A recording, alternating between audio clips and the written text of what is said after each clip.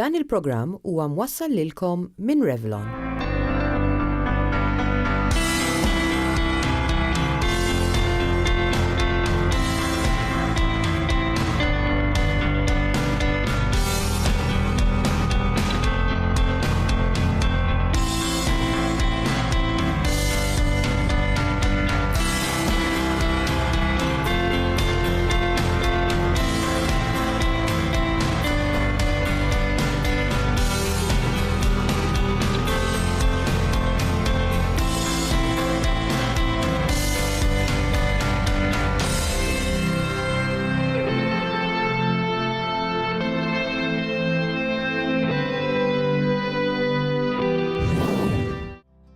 Dejjem juġġawni jużmija isom għandhom in-nar. It-tabib qal lill-mama li jaħseb li għandi xi ħaġa fit-tunsilli, imma x'inhuma dawn it-tunsilli? It-tunsilli qishom boċċi żgħar li jkunu fil-wara tal-ħalq. Ħafna drabi dawn jiġu assoċjati mal-glanduli li jkollna fl-għon u forsi taħt idejna, ġifieri xogħolhom hu illi jgħinu biex niġġieldu l-infezzjonijiet. Fit-tfal ħafna drabi dawn jikbru meta dak li jkun ikollu xi forma ta' infezzjoni fir-ras, fl-imnieħa jew fil-ħalq. Però jekk wieħed ikun marid ħafna u jimrat ħafna bihom, mhix l-ewwel darba li t-tabib jiddeċiedi li dawn jitneħħew. Once dawn jitneħħew, ħafna drabi il-mart assoċjat magħhom jonqos. Il-problema li l-aktar li nassoċjaw mat-tunsilli hija t-tunsillite, jiġifieri infezzjoni fit-tunsilli. Din hija infezzjoni tista' tkun kawżata kemm minn virus kif ukoll minn bakterja.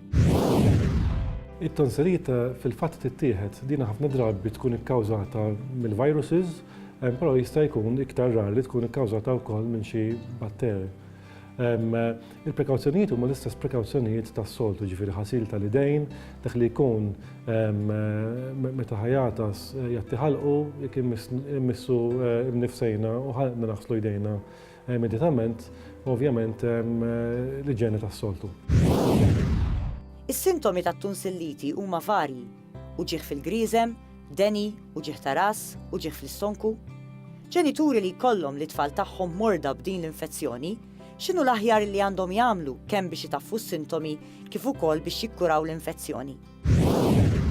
Ħafna drabi l-iktar ħaġa importanti li ssir hu li nieħdu mediċini li jistgħu taffu l-uġigħ.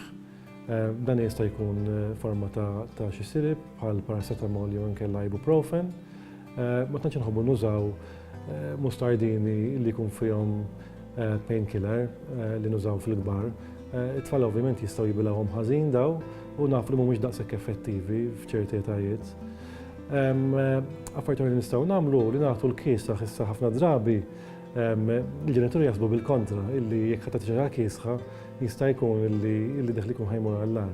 Però fil-fatt affarijiet sħan jistgħu jżidu mal-uġigħ fil-waqt li affarijiet kisħin jistgħu taffu. Nisimgħu b'każijiet fejn it-tfal ikollhom bżonn ta' operazzjoni biex it-tunsilli jitneħħew.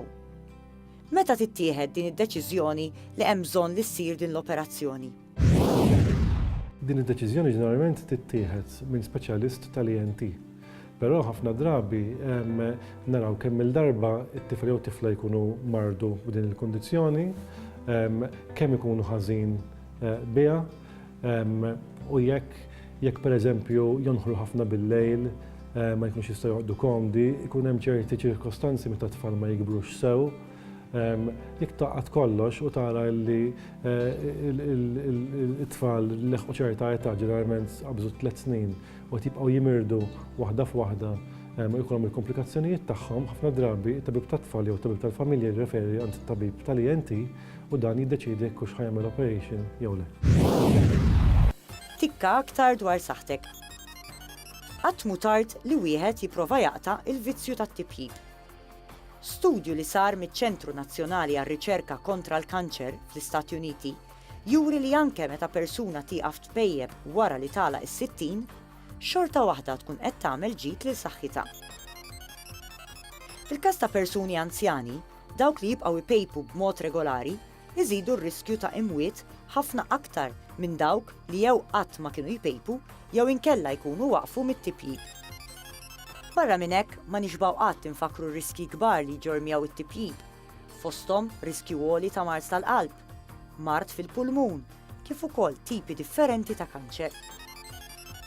Dan l-istudju jappella l kampanji bla waqfin fost l-adolescenti li minkejja l-ħafna edukazzjoni li teżisti, xorta waħda għad hemm numru kbir ta' adolescenti li qed jibdew dan il-vizzju. Tikka aktar dwar saħtek għada.